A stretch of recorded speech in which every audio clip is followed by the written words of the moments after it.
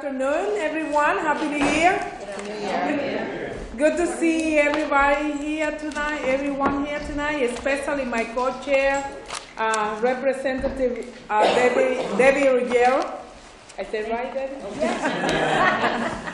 And at this point, I would like to welcome anyone who came here for the first time. And I think the only one is, who says, Debbie? Charlie Clifford, YMCA. You got it. Wait, we can do YMCA. Welcome. This is an amazing commission. And we are so proud that this commission working to represent the child care industry in the state, bring everybody together on the table, those departments who has a lot to do with child care. And I'm so pleased. We have another new person. Yes. Yes, can you introduce yourself? My name is Darlene, and I used to be Office of Child Support Services. It's my first time here, so hi everyone. Welcome, Darlene. Welcome. And I'm so pleased that we have a lot of great members in this commission who are working very diligent every month to get the best result for children and family in our state. So I'm so pleased to working with you another year, and now more than ever with my good friend here, that we will team together in the house. You bet, you already have. Yes. And the Senate, I'm waiting for the response from Senator Golding, and I'm so excited that is the possibility also to bring Senator Golding. If we follow the agenda today, we will allow our good, faithful members, Leanne and Rachel, to do a review for the child care retreat. And after they're done, at the end of the meeting, we have pictures and CD here, and I know we'll be excited like every year. So, Leanne and Rachel, you want to do a review of the child care retreat?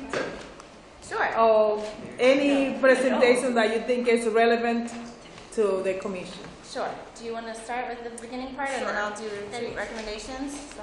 Yeah, and you guys have a copy, I think, of the final report. So the recommendations we went over at the retreat, but then we made, just a few edits as the final report came out. So, just to the history of our storied body here at the Child Care Commission, we've been around since 1985. We're made permanent in 1989. We've had a number of key leaders who've, along the way, including Senator Jack Reed when he was a state senator, Representative Nancy Benoit, Senator June Gibbs, and Representative Grace Diaz. The goal for our commission is to ensure that Rhode Island has a system of child care and early education services for children that provides quality, affordable, and accessible child care and early education for all of Rhode Island's diverse communities. And our role is to act as an advisory body to the Rhode Island State Legislature as our primary body, but also to other relevant government bodies like state agencies and other bodies in order to adequately plan and advocate for the state's current and future child care and early education needs. And key activities, I won't go through all, most of you guys know about this. Is kind of a summary for those who have not been around the table as much as most of you guys have.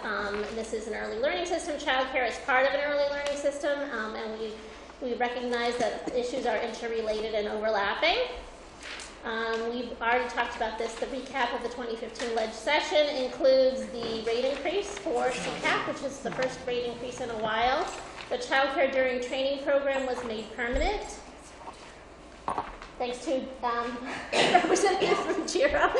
And the DHS is working on putting together a plan for tiered reimbursement rates. The Senate asked DHS to develop such a plan.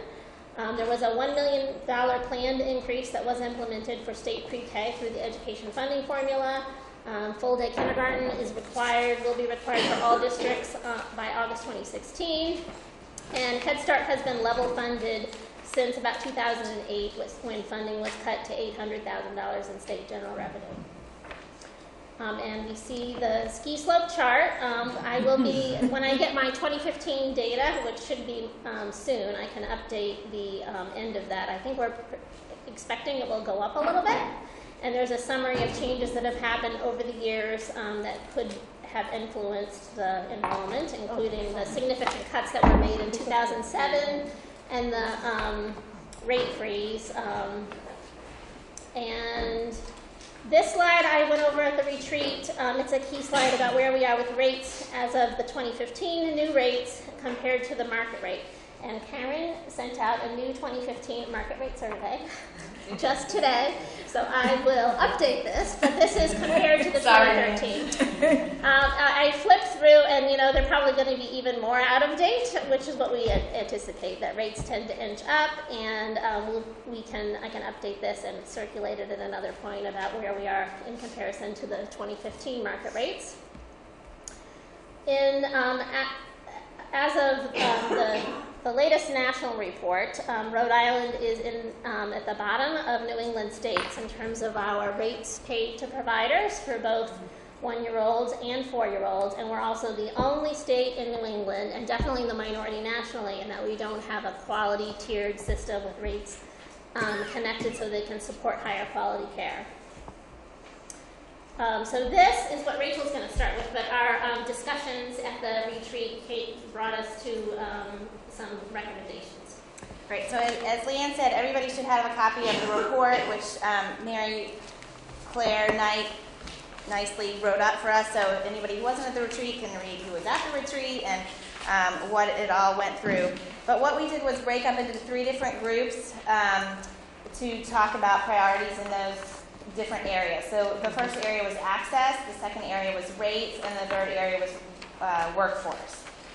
So at the access group, the folks who were in that group decided that what we wanted to do this year is to ask that the Children's Cabinet adopt a policy statement that says all children, regardless of economic status, risk exposure, or geography, should have access to consistent,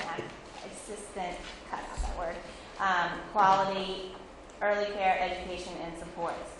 And this is just a policy statement that recognizes that children across all different spectrums need access to services.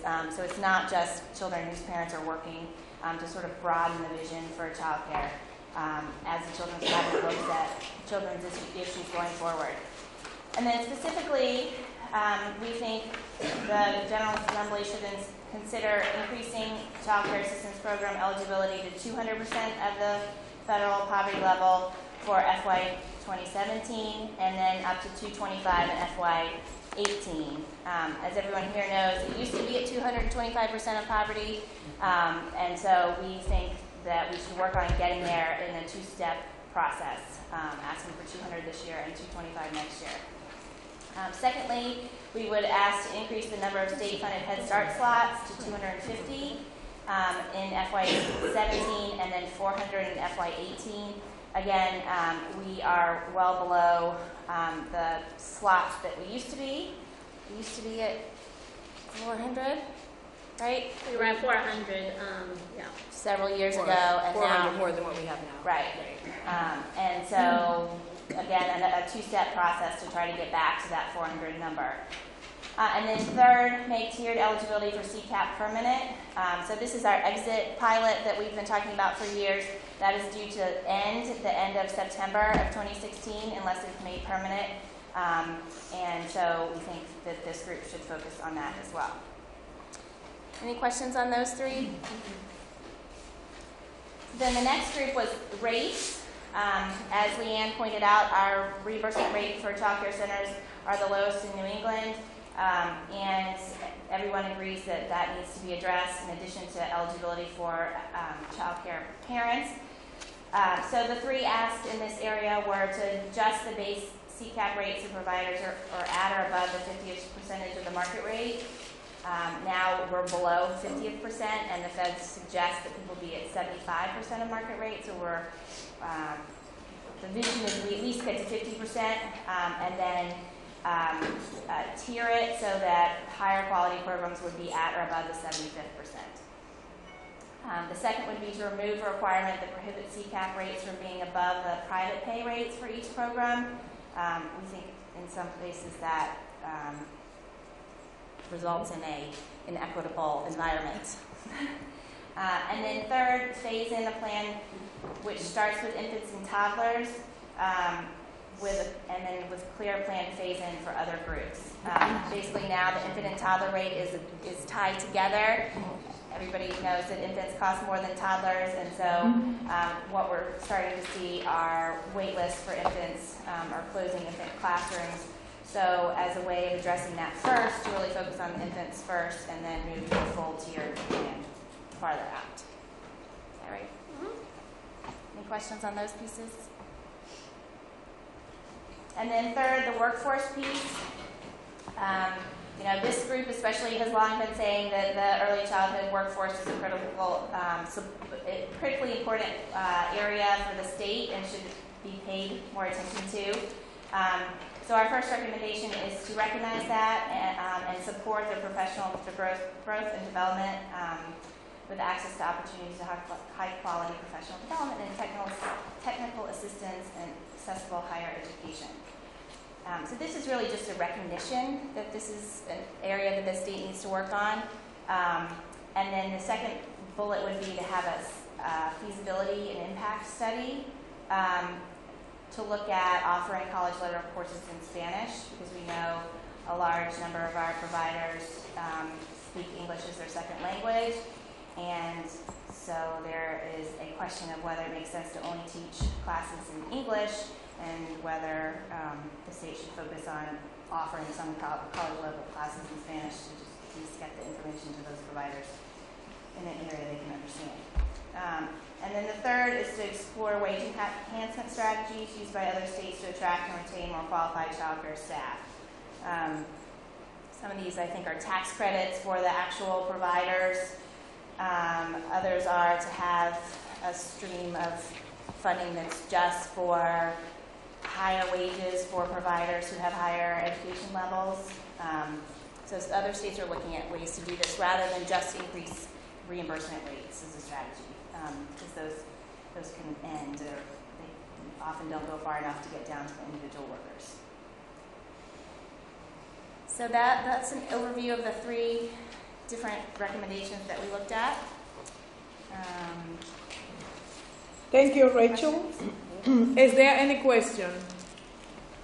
Yes, Laura. Would both the minutes, the things that Mary Claire and I put together in this PowerPoint be sent to commission members? It was sent. To us? It was sent before. Okay. The report was sent, this particular PowerPoint hasn't been sent, but We share it. We didn't. This presentation was not sent, but the child care retreat was sent to the members. So if that could be sent, then that would And be there's great. copy here on the table, Laura. So you need one for copy. yeah. Yeah. You want the report. I mean, I could PowerPoint. update to the 2015 market rates as that just came out, so that would be more up-to-date numbers. I just And want to send be it able to you, Lindsay, to send and- it to yeah. Sure. the That's board. great. If Yeah, they talk to it's her. easier. But More people by will having read the this, PowerPoint than they'll read this, unfortunately. Before we move to talking about how we can accomplish some of those goals and talk about legislation, I would like to present excuse from the director of DHS, Director Melody Pena. As you know, we request her presence in this meeting today. In the past, we have wonderful relationship with Director of DHS, and based on that relationship, we've moved the child care agenda of the state in so many ways. We will continue to inviting the director to see if she can come to the commission, see that her time permitted. And I want to publicly thank to Karen, because Karen is lifting a very heavy lifting for us, working very hard for the commission. And we as a commission appreciate every single work that every member put in the commission. So I want to present from me excuse, because all the plan was today to do a presentation to the director of DHS. It's out of my control that she was not able to be here tonight. So with that in mind, I would like to introduce my co-chair, State Representative Debbie Ruggiero. She will talk about one of the priorities that we plan to address as a commission, talking about one legislation that she's planning to put it together 2016 legislative year. Thank you. Thank you, Chairwoman Diaz, and thank you for all the work you've done over the years on this commission. And also thank you, Leanne and Rachel. That was an awesome presentation, and I appreciate everybody's work, not only at this table but around the table for the care of our children in the state. One of the two workshops we had last year with the child care providers, because there were some concerns as to the red tape, a lot of the regulations. I think there was about 9 different state agencies that they had to kind of circumvent to even get licensure and whatnot. I think you were at some of those workshops too that we had. So as a result of that, I've been working throughout the summer with Jamia McDonald at DCYF. She really gets it, and she understands that, I don't know what the past was, but we're looking now towards the future. So as a result, we have framed House Bill 7034, which I have put in for this legislative session. Essentially, it allows DCYF to process record check backgrounds as well as fingerprinting, not only for the child care owners and providers, but also for prospective foster parents. So there are a lot of different parts of the law, where we had to kind of plug in DCYF, but Section 40-13.2-4 really applies to the child care facilities. And specifically, it just says that not only, you can still go to the state police and do everything that you've done, but when I learned through Jamia that DCYF has the ability and has the equipment, I said, well, why aren't we making that available? Why are we making it so cumbersome? And she said, I don't know, it's never been asked. So we decided to find out through the state police and federal regulations, because you can't just give them the authority. She had to check it out. But she did some work over the summer. And as a result, the bill is in. My dear friend Grace Diaz is a co-sponsor of this bill. And our friends Scott Slater, Steve Ucci, and Deb Falella, those are folks who were, some of them came to the workshops that we had. So that's in the works, and hopefully once that passes, it will enable the child care providers to at least have greater access to services. So that's that. Great. It was an issue that we were talking about. Simplifies all the process, one shop place, right? One place, and we will be so pleased and helping to pass the legislation. Yes, Laura? I know that when the issues around the background checks and the fingerprinting, one of the concerns was the fee. So by having DCYF do this, does that eliminate the fee that the provider would have to pay? That's a good question. There's nothing in the legislation that addresses a fee. So I can ask that question. I will, Unless somebody knows the child answer. care development block grant, I do believe, I'm 99% certain, but not 100, so. Okay. just Leave it 1%. 99% is pretty good. I do believe that if we do charge a fee for background checks, it has to be only the cost of actually doing the check, so there can be no profit made. Mm-hmm. But I will confirm that and let you refer it. Okay, that'd be great. It would be great. Good. It's on a little break. So you all set? Yes, I am. Thank you so much. Any for question allowing me. for State Representative Ruggiero? Marianne, no question? Any arguments? No. No.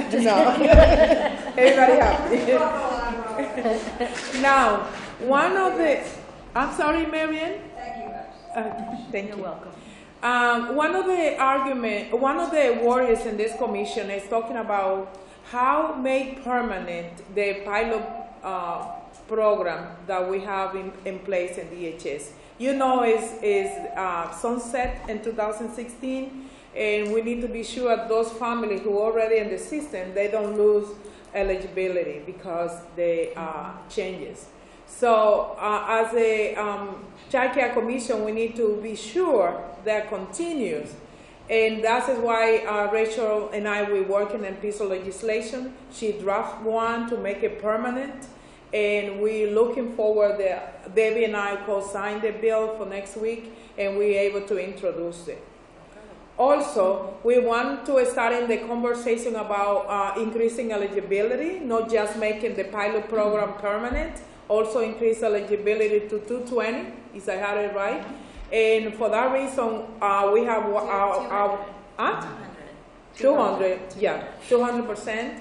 And we have one state representative who says willing and happy to introduce the piece of legislation. Is Chris Blajewski, or we can be a co-signer for the legislation.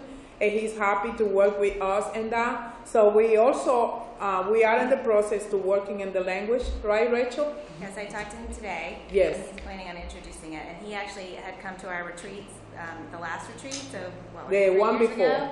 Right. So he's enthusiastic about introducing that, so that's great.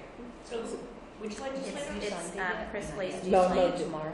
two more. Yeah. Okay, good. Yes, we will, I will be sure you will be there. Okay, that's One great. at a time. Good news, thank you. Yes.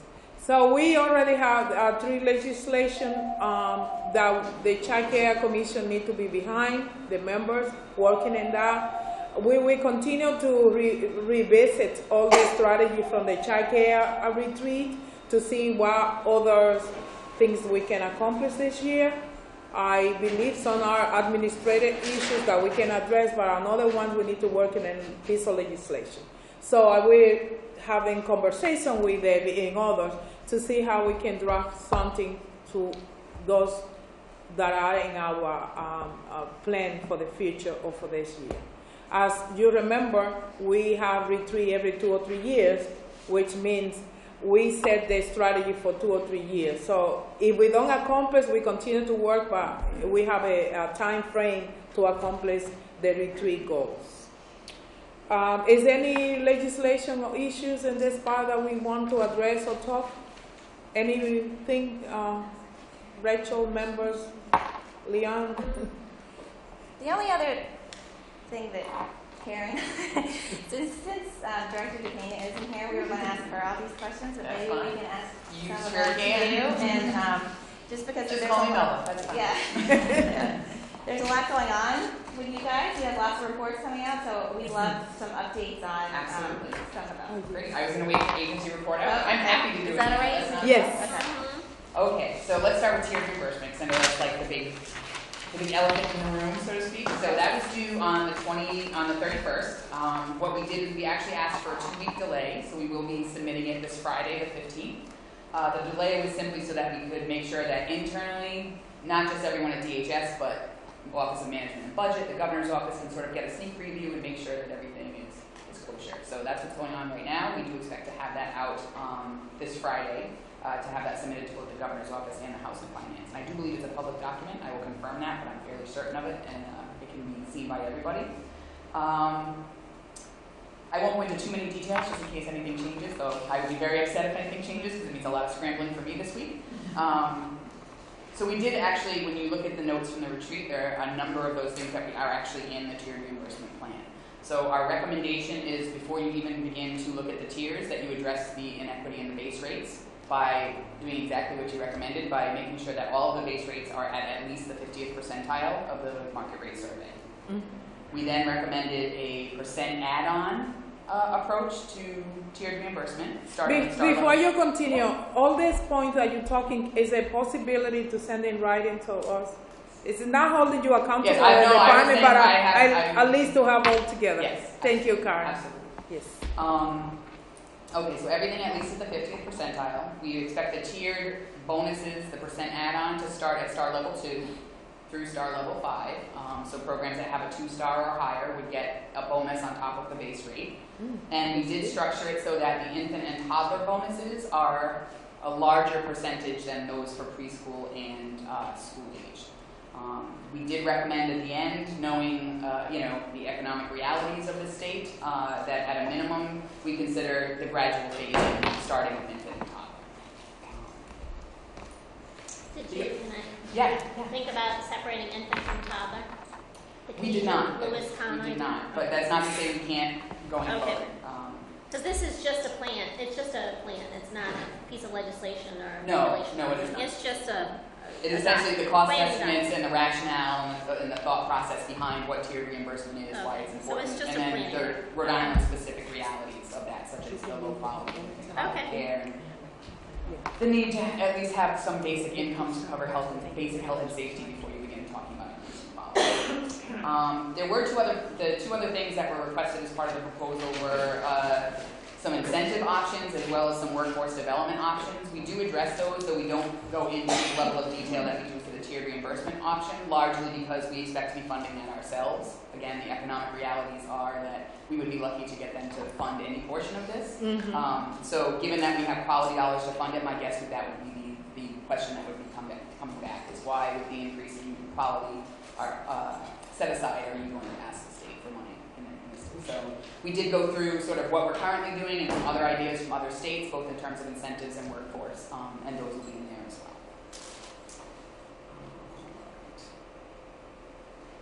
The market rate survey is complete. We already addressed that. It was sent out this morning. The other big piece going on right now is the Ccdf state plan. So that is due to be submitted to the feds on March 1st of this year. We expect an announcement for the public hearing to be coming out by the end of this month, definitely by the 26th, the latest.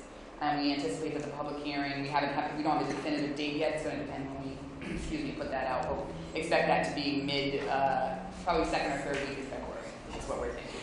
So we'll certainly have that date within the next week or so. And obviously, that's not the only means of input. We'll have the regular survey monkeys and emailing it around to all interested parties as well. Questions? Things I'm missing? So on the market rate, can you say what percentage you've had response? Sure. Give me 1 second. I just pulled it up because I had a feeling there'd be a question. Because I have not looked at that. Okay, response rate. So, 370 responses were received, 159 from homes, 211 from centers. The overall response rate was 38.1%, with 28.5% of homes responding and 51.1% of centers responding. That's an increase from last year. It's up about 9.8% from last year. Congratulations. That's good. No, because it's really hard. I know what you're trying to do and to get, programs to get it back to you. That's great. I go read it, but did they all go up? Did most of them go up? I mean, you have what was the question, Rachel? Whether all the rates went up? I don't know if I can't say all on the whole, but there certainly were some that went up. Okay. The question is how much. Yeah. I want to make sure I heard correctly. So you need to submit the plan to the feds on March 1st? Mm-hmm. Okay. And just to be clear, just in case, because I know that the public hearing is going to be very close to that, I can see some concerns. So the public plan can be amended at any time, and the state plan can be amended at any time. It's a living and breathing document. It's just a process to amend it. The other thing to keep in mind is what the state plan is really looking at this year is how we're phasing in all the new requirements under the CCDBG Reauthorization Act. So anything that we don't already have in place has a work plan to it. So obviously the work plans themselves are a living, breathing document, and within all of those work plans, anything that's not done will be more opportunity to review what we already got as feedback as part of the whole development of the plan, as well as if at that point in time there's a need for additional input, we will certainly seek that out. Because I did the same thing, and then I talked to the Fed, and that's completely accepted. So I was very happy to hear that. Promising 2016. And the plans are now triennial, for anyone who hasn't heard that already. So they used to be every 2 years. Starting with this plan, they will be every 3 years. This one is sort of gotten eaten into because they gave us a little bit of extra time because of reauthorization. So this one will go to 2018, but from then on, it will be a 3-year process. Thank God. So, good news.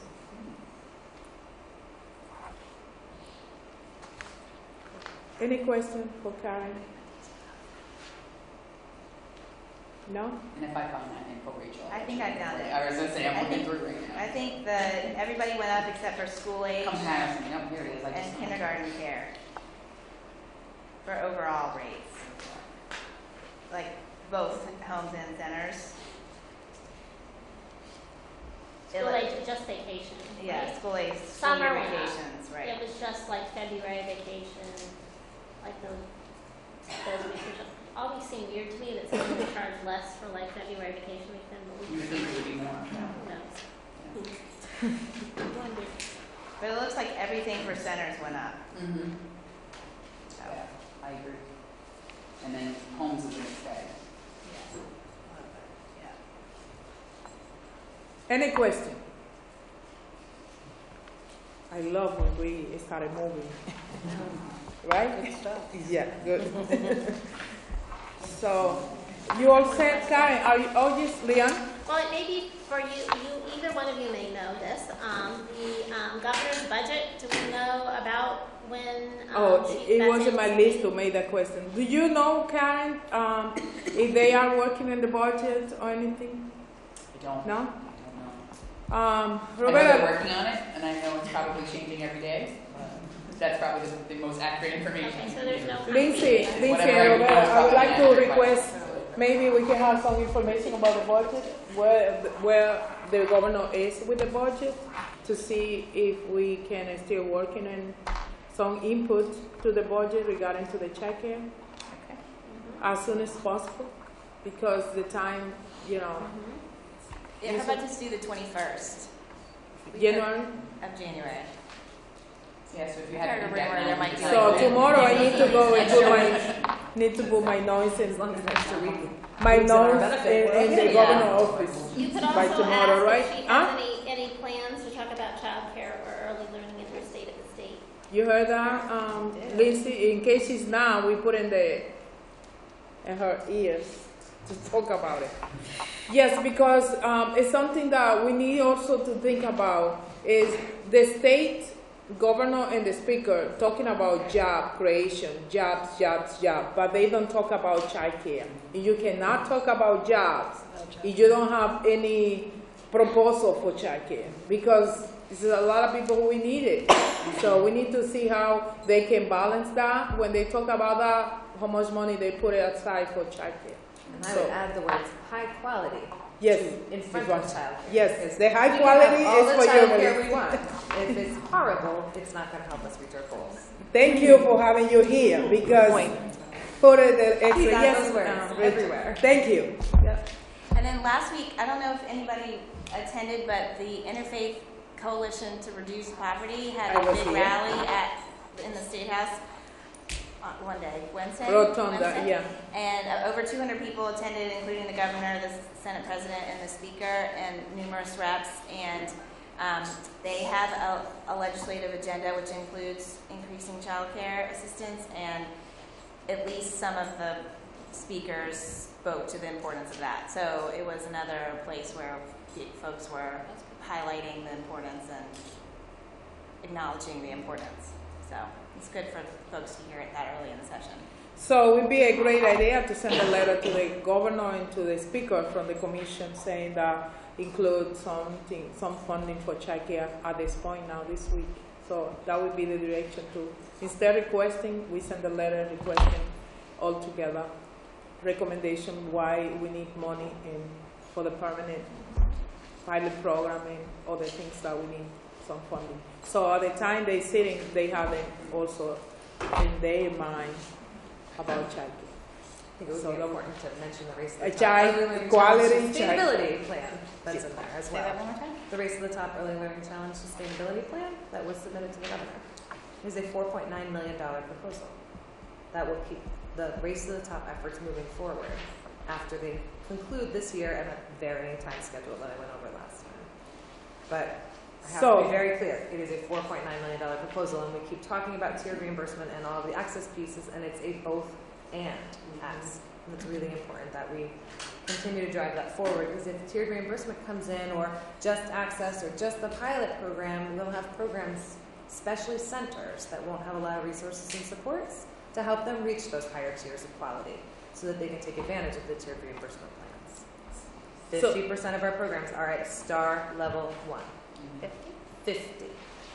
Lindsay, don't worry in writing, because Melissa will write a paragraph and send it to you and include in the letter, and that will be well done and nothing will be I missed. have Right, written this Melissa? letter 10 times already. But you will simplify and Right, I will happily help. I will. yes. Thank you. So you don't have to break you.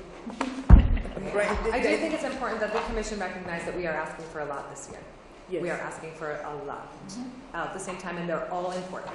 And I don't think that any one of us should be thinking one is more important than the other. They're all important, equally important. So that it doesn't become a us versus them kind of thing. It's just there is a lot on the table this year. I agree with you, but because it's a lot, we have to strategize what can be done first. Yes. That way we don't have all reject.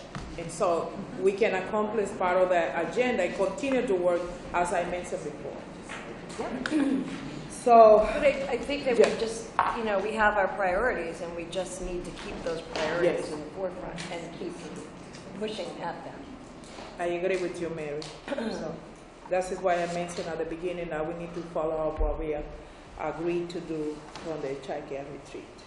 So at this point, I would like to call for the agency report. If you have any agency with great information or something that needs to be shared with the members, within the members, I would be more than happy to give you opportunity. Mary, are you the first? I am. Okay. So just to go along with priorities, I have some information on the Head Start Association as far as as an association in Rhode Island, what our quality ratings are and the level of education for our staff. There's actually some information I did give to the governor. I'm not sure if I have enough for everybody. Can you please? It's two-sided. Maybe 10? 10 or 15? Just to keep increasing those Head Start slots in the priority too, as well. As part of our retreat agenda. Yes. Yeah, it was. Mary, can I ask a question? Yep. What about the partnership sites? That's not on there. That's not on there. This is just we're working on incorporating that, and I think Leanne's we're gonna have some partnership information in the fact book this year, but Yeah, it's we're working on that together. because we're still evolving Got it. These are the grantee managed sites, which Yes, tend to these have, are the sites that we would be asking for increased Head Start slots. Mary, do you know what date this data is from? This I just compiled this in December. So like as of December. Yeah. Yep. There's actually some updates. What? There's probably some updates of newer. There's some updates. Yeah. Yeah. It's hard because it's a moving thing, you know, and you never know. Oh, we know. We know. Mary, are you done? Yes. Okay. It's Karen. I just want to commend Mary and the rest of the Head Start grantees on their advocacy efforts, because I know that can be a difficult thing while trying to balance a program and everything else under you. The feedback that I heard from the governor's office, they were very impressed with your presentation, and it was extremely compelling. Those are their words, not mine. So, bravo to you. I just want to take a moment to say, I know that's not easy to do all this and to advocate as well, so bravo. Thanks. Congratulations, Mary.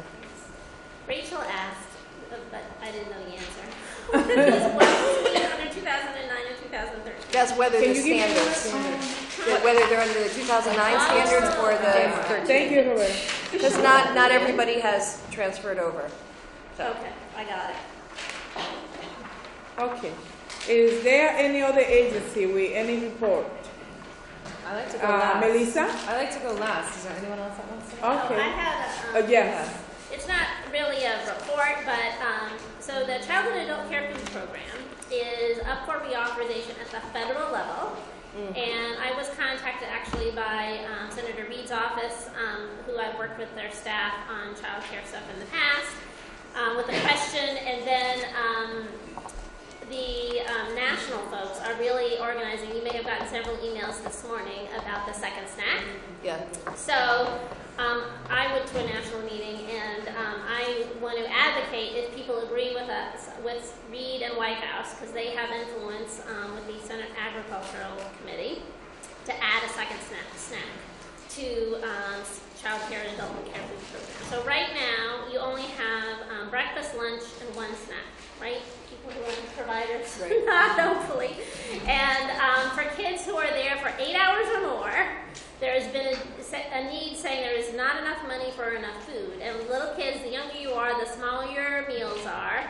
And there's a big recognition that dinner would be great, but financially they had to compromise and say we just want a second snack, which they think is doable and would not financially bankrupt it, but we need to encourage our congressional delegation to support that. So any stories you might have, if you can email them to me, like, children in your program who were there for more than 8 hours, and if you are digging into your own pockets to give them a snack, that kind of thing. Those are the kind of stories from providers in Rhode Island.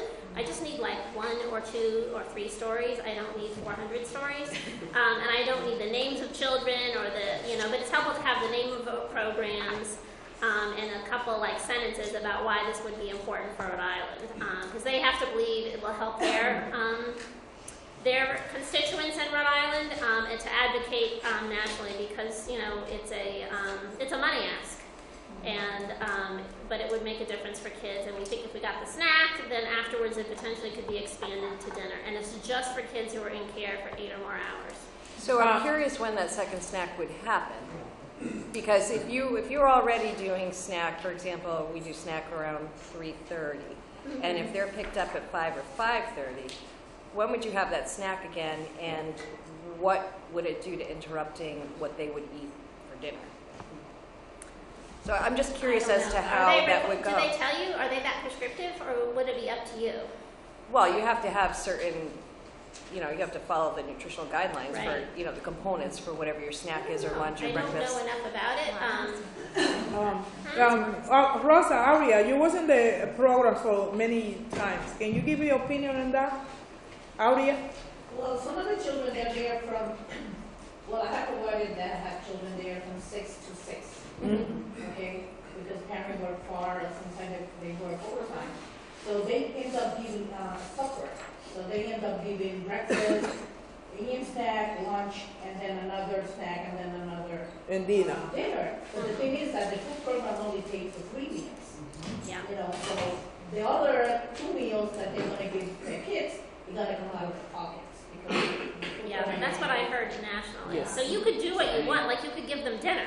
Yeah. And I heard providers say, we have parents sitting there waiting for their kids to finish eating dinner, Yeah, they do that. so they can bring them home because they have no food at home. Right, true. And So, there is and, that piece. giving them the money for snack would help them.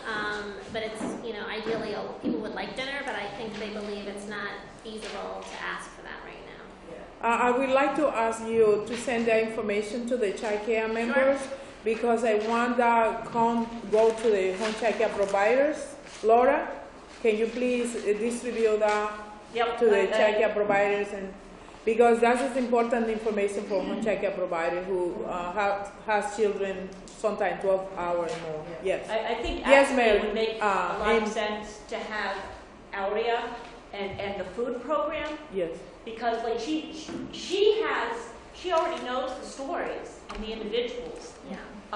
And I certainly will do that, but I think you already have, you could say, this person, this program, and this program, and have them send stuff to Leanne. I think that would So probably I'll send it to Lindsay, and I just need like 1 or 2 stories about family child care, and centers like the Child Care Directors Association or any center could send me a little thing.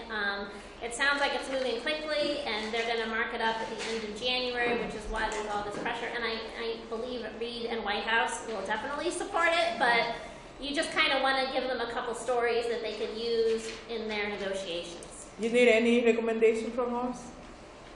As a commission to add a second snack? Yeah, I guess we could take a formal position on it. Okay.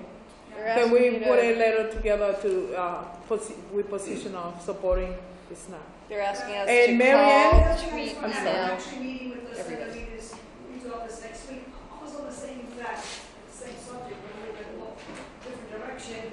If you're a nonprofit facility center, you don't have to have 25% of the children CCAP to get reimbursement. But if you're a private child care, you have to have 25% of the children.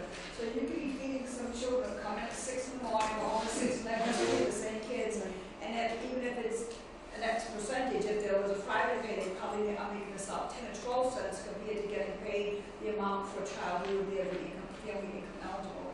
So I wonder if you would take that into consideration. I would work with him, his office started this last spring on this. We'll meet next week, but that might be another component we could take into consideration. Taking away the 25% kind of line that private centers have to have before they get reimbursed.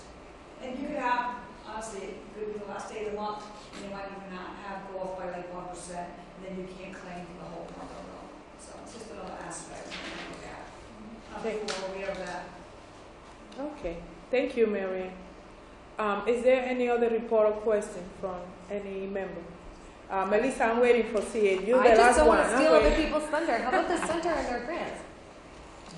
Center for Early Learning Professionals is kicking off a Thank you, robust 9 months of additional work.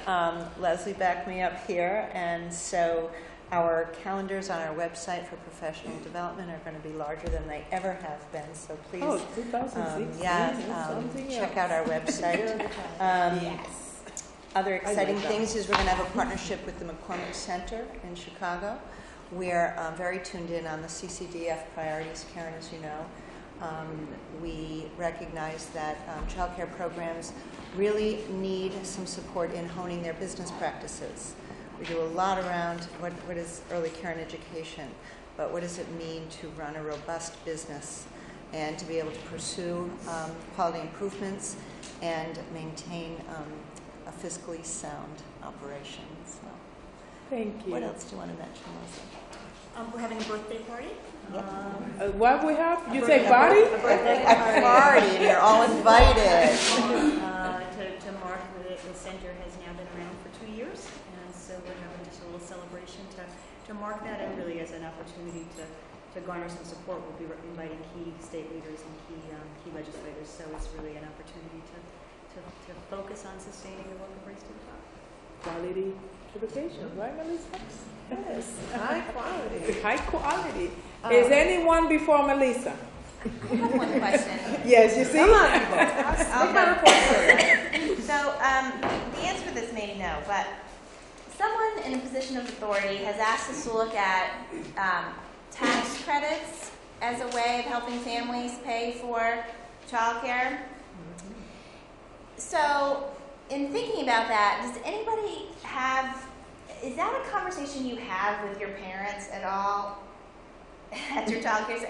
I mean, we're trying to figure out a way to like get stories from folks to show how this would be helpful, to get a tax credit, either in addition to the subsidy, if they have extra costs, or to have for folks who don't qualify for the child care assistance program but still struggle to pay the cost, to have tax credits that are refundable. Are you looking at Louisiana? No. Let me know.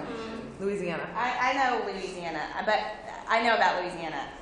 But they're asking us for Rhode Island stories that we could use to bolster a plan already thought out. So, does anybody do that? Somebody already thought up a plan for tax. Oh. Rachel, would you check the Head Start, the Office of Head Start website, and certainly follow up with me with my previous work with Head Start. That was really important. Okay. That we inform And National families. Women's Law Center has a whole big person on them. They have stories. Well, it'd be hard to They think don't about have Rhode it Island in stories. terms of, there's no Rhode Island stories with no tax. Well, there are. So there is a tax. So the child care independent tax credit, right, which is federal tax credit, and there is a small state portion. So you can get $525 for as a reduction of your taxes. It's not refundable, so if you don't earn that much, you don't get it back. But there is a small tax credit. So somebody's getting it, but. I'm reinforcing my promise that the meeting will not be longer than an hour, and we will be done in 6-8 minutes. So if you want, Rachel, we can speak. We can talk about the earned income. I'll go fast. Okay. So at this point, I welcome Melissa to do the my spiel, right? Okay. First and foremost, I want to let everyone know that I'm working on the annual performance report for Race to the Top. And because we have a lovely data system, the data is coming out really much faster than it ever has before. And one thing that I really want to celebrate is Bright Stars and the center's collaboration that's helping programs move up. So we had, over the course of this past year, over 100 programs reapply to get a new rating, and we have about 60-something that have moved up at least 1-star level. And I think that's really important for this group to know that we're making progress. We're a little slow in the Race to the Top world. It's a 4-year grant, now a 5-year grant. We're in year 4. Now we can see. Over year 4, we're starting to see those results. So that's really important. So congratulations to both the center and Bright Star. Thank you. Around those. It's really awesome. And we have another 100 or so that are pending. That's right. Another 100. Hopefully will be either increasing or transitioning in the next couple months. Yes. As a point of comparison, in previous years, it had been about 20 to 25 that increased their rating. So that's a big. So it's a time for celebration, Melissa. So can you put some kind of? I will put it together. Yeah, and send it to and us. I'm going to give you one more data point related to that. Yes. Do you know of all those programs that applied for a higher star rating, only 6 of them went down? Only 6 of them went down 1 star level. And I think that is a definite testament to the work of the center and the way that we're doing technical assistance in PD. I think it's a common misconception that when you reapply, you're going to go down. And that includes transitions. And that includes programs that are just like, oh, I really want to take advantage of the Rising Star Award or something else. There are 6 that went down. 6. Let's focus on the positive. What? I am. I'm saying the negative because there's rumors. But there's a myth. Right. We're busting a myth Right. that You're if busting you a myth. go to the new standards, you go down a rating. So it's like 6% out of about. No, well, 6 programs. So out of and there's over 160? 100. Yes. It's less than 6%. Yes. Okay, one announcement related to quality awards. Yes, thanks. You did the math for me in my head. Quality awards have ended, right? I want to make sure that's really clear. Quality awards have ended. The final reporting schedule is out, and DHS has emailed all of the programs that have been engaged in that to close out their final reports by March. I already talked to you about sustainability, so I'm just going to give you one more plug for my data system, because I always give a plug for the data system. It is live. The Workforce Registry is live. You can go in as a program administrator and toggle back and forth between your Workforce Registry and your program profile. You can add staff, attach them to classrooms, and then you can ultimately add them to an application for Bright Stars, DCYF, or for CEC approval. It's very exciting. The Children's Workshop got a whole demo of it. Allison or I will still do demos. If you are interested, just reach out to me, and I will come out and show you how awesome it really is. Mary Varr also did a demo with her program, so that's what I got.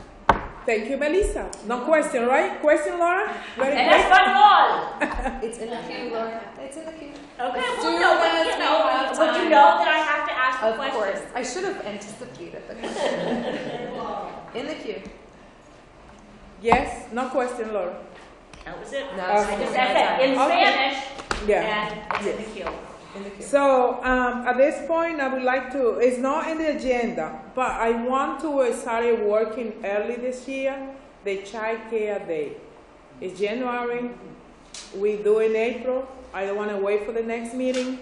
I would like to ask members to suggest a day.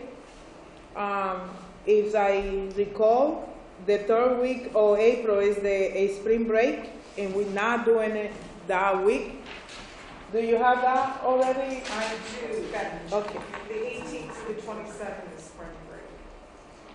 So 18 to the 20. You've been doing it on a Thursday, so you could do the 7th, the 14th. We tried to tie it into a week of young child previously. Yes. But I think we waited too long to get a date, so maybe I don't know what that week is right now for this year. We always, excuse me, we always fail to coordinate that, so I don't want to wait for that again and be late. So, yes. So you got choice between April 7th or April 14th. So April 14th does fall during Macy's Week of the Young Child. There you go. Awesome. So we can do it? The 14th, that would be So great. suggest day, we check with the rotunda and everything, but the suggest day is April 14th. Okay, so it's the rotunda, The bell room, rotunda, and that's it. second floor. right? Second floor. And second floor, the hallway. Yes. Do you remember last year, it was very hard to hear, and we had a little discussion about whether we need to have a speaking program in the rotunda, or if there's any other place where you can hear better. It's funny because there's been a few people out there this year. I don't know if maybe they have a new microphone, but there have been people talking and it's been fine. Also, another thing is, remember, we will have a lot of vendors. I love the idea to do in the government room, but we have so many vendors and children, and it's hard to accommodate in the governor room, which is the best option we have. So, I don't know, but I think we don't have Maybe choice. see if there's another room as another option. But how the kids were singing in another room and people can see that? Yes. I know Kathy's always volunteered children. Yes. More than welcome to volunteer that. Yes. Yes. Thank you. And Lisa will volunteer again, right? Yeah, I'll do whatever you need. Yes, Mr. Mike? So the 14th is a Thursday before our break. My colleagues like to leave early. So you just We do the childcare before session, and it's fine. And it's fine. Some of them show up and some not, so it's fine. What time should I try to post the room? We do 2:30 to people set up. And as people get into the building, we done by 4 o'clock before session starts. Right, Lisa? Yeah, it's the same time that we do every year. And Mary was talking to me next to me, and we were talking about the 2016 looks like it will be a great year because all the announcement and everything, DHS and everybody is working and the child care. So Mary said something that I like it. The year of the child, maybe could be the thing of the child care this year. The year of the child, because it's all about that. It's a suggestion from Mary, right, Mary? Just about that. Didn't think I was suggesting anything. I just said something. But I took it. It's gonna happen. The year of the child. It's gonna happen. Yes. So that's the last thing I want to say. And anything else before we end the meeting tonight? Anything? There is a motion for adjournment. I can't say that word. Is there any motion? Second? Second. All in favor signify by say aye. The aye have it. Thank you. I see you.